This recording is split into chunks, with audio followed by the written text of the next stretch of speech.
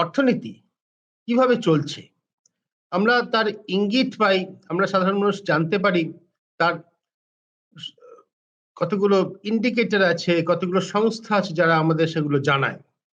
দীর্ঘদিন ধরে national sample survey organisation, এই ধরনের সংগঠন, ইন্ডিয়ান স্ট্যাটিস্টিক্যাল ইনস্টিটিউট ISI, তারা এই সমস্ত তথ্য আমাদের জানিয়েছে এবং আমরা সেগুলো বিশ্বাস করেছি। তার ভিত্তিতে আমাদের দেশে অর্থনীতি কোন জায়গায় দাঁড়িয়ে আছে, কিভাবে আমরা চলছি, সেগুলো আমরা জানতে পারি। সম্প্রতি যে ঘটনাটা ঘটেছে, সম্প্রতি একটা বড় ঘটনা ঘটেছে, তার আগেও সংশয় উঠেছে যে এই যে তথ্যগুলো দেওয়া হচ্ছে বিভিন্ন সরকারি সংস্থার, সরকার নিয়ন্ত্রিত সংস্থার থেকে, সরকার নিয়ন্ত্রিত না হলে স্বশাসিত সংস্থা, কিন্তু তাদের সরকার নিয়ন্ত্রণ করছে যেহেতু তাদের অর্থের সংস্থান সরকার করছে। এই সংস্থাগুলো থেকে যে তথ্য পাওয়া যাচ্ছে সেগুলো দিয়ে সংশয় দেখা দিচ্ছে। আমার আপনার মতো সাধারণ মানুষের যেমন সংশয় দেখা দিচ্ছে, তেমনি সংশয় দেখা দিচ্ছে ইন্টারন্যাশনাল মনিটারি ফান্ডের। আমাদের সঙ্গে যারা বিশেষজ্ঞ যোগ দেবেন তার দুজনেই যোগ দিয়েছেন, অধ্যাপক অচিন চক্রবর্তী, দিলীপ ঘোষ, স্বাগত। আমি শুরুটা দর্শকদের কথা বলে শুরু করছিলাম যে এই যে জল মেশানো তথ্য, তা নিয়ে সংশয় দেখা দিয়েছে, IMF পর্যন্ত সংশয় প্রকাশ করেছেন।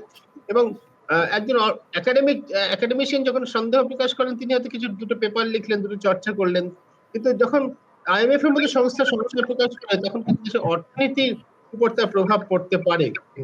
এটা নিয়ে আমরা আলোচনা করব।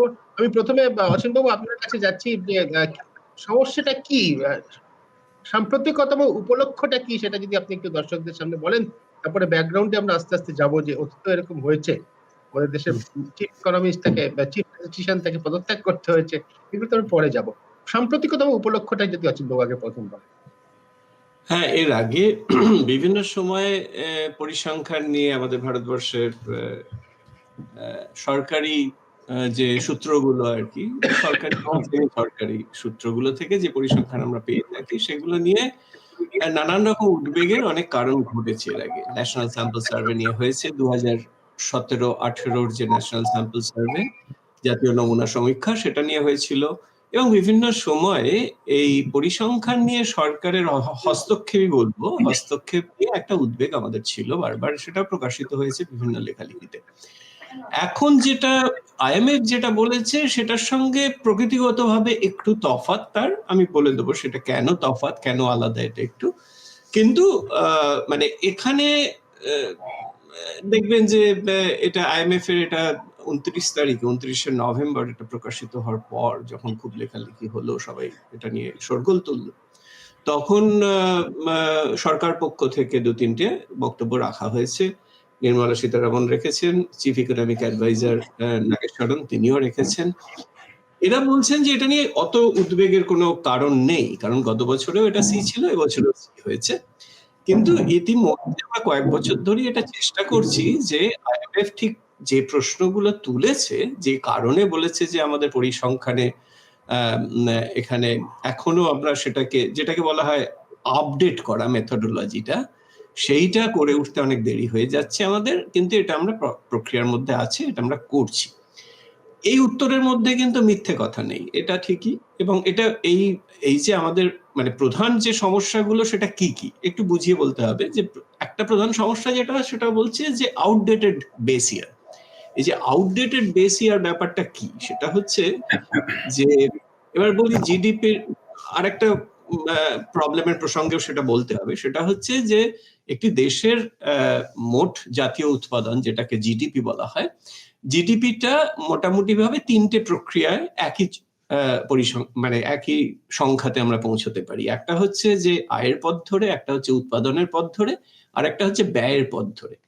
এবং যাকে আমরা সামগ্রিকভাবে ম্যাক্রো বলি, ম্যাক্রো মানে সামগ্রিকভাবে, সেখানে আমাদের যা মোট আয় হচ্ছে সবার মিলিত, সেটা জিডিপির সঙ্গে সমান হওয়া উচিত, ওই ট্যাক্স গুলো যোগ বিয়োগ করে।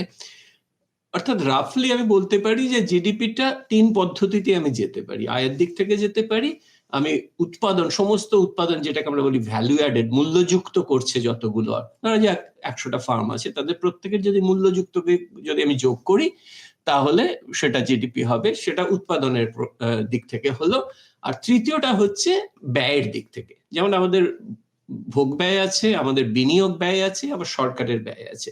এই তিন ধরনের প্রধান ব্যয় যেটাকে আমরা বলি, এই তিন ধরনের প্রধান ব্যয়কে যোগ করলে আমরা আবার ওই জিডিপির কাছাকাছি পৌঁছতে পারবো। এবার আইএমএফ এর প্রশ্নগুলো উঠছে কোথায় থেকে? এক নম্বর হচ্ছে যে প্রক্রিয়ায় তোমরা করো না কেন, দেখা যাচ্ছে যে প্রকৃত জিডিপি আর একটা হচ্ছে যেটা অর্থমূল্যের জিডিপি, আমরা বলি নমিনাল আর রিয়েল। এই নমিনাল আর রিয়েল এর মধ্যে আসতে গেলে আমাকে একটা বেস ইয়ার ধরে করতে হয়। অর্থাৎ আমি যদি বেস ইয়ারের প্রাইসটাকে ধরে নিই 100, তাহলে আজকে ধরা যাক যে প্রাইস ইন্ডেক্স হচ্ছে 140, তাহলে ওই বেস ইয়ারের প্রাইস ইন্ডেক্স অনুসারে 40% ইনফ্লেশন হয়েছে। এবার সেইটাকে যদি অ্যাডজাস্ট করি তাহলে আমি রিয়েল জিডিপি পাবো। এইটাই হচ্ছে পদ্ধতি আর কি। এইবারে কোন বেস ইয়ারটাকে ধরে আমি সেটাকে করব, এটাকে ডিফলেক্টর বলে। মানে আমি এখন যখন জিডিপি ক্যালকুলেশন করছি এখনকার বাজার মূল্যে করছি। এবার এখনকার বাজার মূল্যে করে এটাকে আমি যদি প্রকৃততে যদি রিয়েল জিডিপিতে কনভার্ট করতে চাই, তাহলে আমাকে একটা ডিফলেটর দিয়ে ডিফলেট করতে হবে। এই ডিফলেটরটা ব্যবহার নিয়ে প্রশ্ন উঠেছে, এটা হচ্ছে দ্বিতীয় প্রশ্ন। একটা তো বেস ইয়ার নিয়ে প্রশ্ন যে কেন 11-12। এবার 11-12টা অনেক পুরনো হয়ে গেছে এখন। সুবিধার জন্য একটু একদম খুব সরল করে একটু অন্যভাবে একটা উপপাদ্য বোঝানোর চেষ্টা করছি। ধরো ব্যাংক থেকে আমি কোনো আমার জমা রেখে ডিপোজিটের উপর 7% সুদ পাই, কিন্তু আমার বছরের শেষে মূল্য বৃদ্ধি 5%। তাহলে আমি জানি যে ওই 7 থেকে 5 কিন্তু খেয়ে গিয়েছে, জিনিসের দাম বেড়ে তাহলে খেয়ে গিয়েছে, আসলে আমি 2% পাচ্ছি। একটু অঙ্কটি জটিল, কিন্তু আসলে এটা যেটা মূল ব্যাপারে ডিফলেটরটা হচ্ছে এইটা, ওই 7 থেকে 2 আনতে হবে, কারণ 5 হচ্ছে অলরেডি মূল্যবৃদ্ধিতে খেয়ে গিয়েছে। এবারে ওরা প্রশ্ন তুলছেন, মানে এক তো বেস ইয়ারকে প্রশ্ন করছেন, আর যে ডিফলেটরটা ব্যবহার করা হচ্ছে সেটাকেও প্রশ্ন করছেন। যেমন ডিফলেটরটাকে আমাদের এখনো পর্যন্ত হোলসেল প্রাইস ইন্ডেক্স যেটাকে বলে WPI, সেটা ধরা হয়। এবার হোলসেল প্রাইস ইন্ডেক্সের সমস্যা আছে, মানে হোলসেল প্রাইস ইন্ডেক্সের, এবং সেটা আবার 11-12 বাস্কেট ধরে। এবার 11-12 বাস্কেট যদি আমি ধরি, তারপরে কিন্তু নতুন নতুন পণ্যদ্রব্য প্রচুর বাজারে এসেছে অন্য রকমের। এবার সেগুলোর ওয়েটটা আস্তে আস্তে বাড়তে থাকবে। এটা তো আসলে ওয়েটেড গড়, মানে ওয়েটেড অ্যাভারেজ আর কি, একটা যে কোনো প্রাইস ইন্ডেক্স। এবার ওয়েট গুলো আসে তার কোয়ান্টিটি থেকে, তার অ্যাকচুয়াল মানে কত পরিমাণ আর কি, তার থেকে ওয়েট আসে। এবার ধরুন 11-12তে আমরা তত মোবাইল ফোন উৎপাদন করতাম না, কিন্তু এখন মোবাইল ফোন অনেক বেশি উৎপাদন করছি। তাহলে 11-12 থেকে ছাড়িয়ে গেলে এখনকার যদি আমাকে প্রাইস ইন্ডেক্স যদি দেখতে হয়, তাহলে তার মোবাইল ওয়েট ফোনের একটা ওয়েট থাকবে। সেই ওয়েটটা কিন্তু 11-12 যদি মূল্যসূচক নিই, তার মধ্যে থাকবে না ওটা। ফলে এই যে পরিবর্তনগুলো, এটা তো যত পুরনো বেস ইয়ার হবে ততই সমস্যা হয়ে যাবে। তো সেই জন্য এটা বারবার বলা হচ্ছে যে ওটা 11-12 থেকে এটা সাম্প্রতিক কোনো বেস ইয়ারে নিয়ে আসা হোক। তো এইটা একটা ইস্যু, এবং সেটা ভারত সরকার মানে বলছে যে আমরা করছি। দ্বিতীয় যেটা ডিফলেটরের প্রশ্ন, এই হোলসেল প্রাইস ইন্ডেক্স না করে যেটা আইডিয়ালি যেটা করা উচিত সেটা হচ্ছে প্রোডিউসার প্রাইস ইন্ডেক্স। এবার প্রোডিউসার প্রাইস ইন্ডেক্স করলে সেটা হবে ইনপুট এবং আউটপুটটাকে দুটো আলাদা ইন্ডেক্স দিয়ে প্রকাশিত করা সম্ভব আর কি। তাহলে কিন্তু যেটা হয় যে অনেক টানাপোড়েন গুলোকে ইনক্লুড করা সম্ভব হয়, কিন্তু হোলসেল প্রাইস ইন্ডেক্স এগুলোকে সব সমান করে দেয়। তো এটা একটা সমস্যা আছে। অর্থাৎ প্রথম সমস্যা বেস ইয়ার নিয়ে, দ্বিতীয় সমস্যা হচ্ছে যে ওই ডিফলেটর নিয়ে, আর তৃতীয় সমস্যা যেটা সেটা আরো রিয়েল মানে যেটা আমাদের কাছের কথা আর কি, সেটা হচ্ছে যে ধরুন ডেটাটা মানে এটা আবার পাবলিক ফাইন্যান্স নিয়ে, অর্থাৎ সরকার কত ব্যয় করছে আয় করছে তার উপরে আর কি।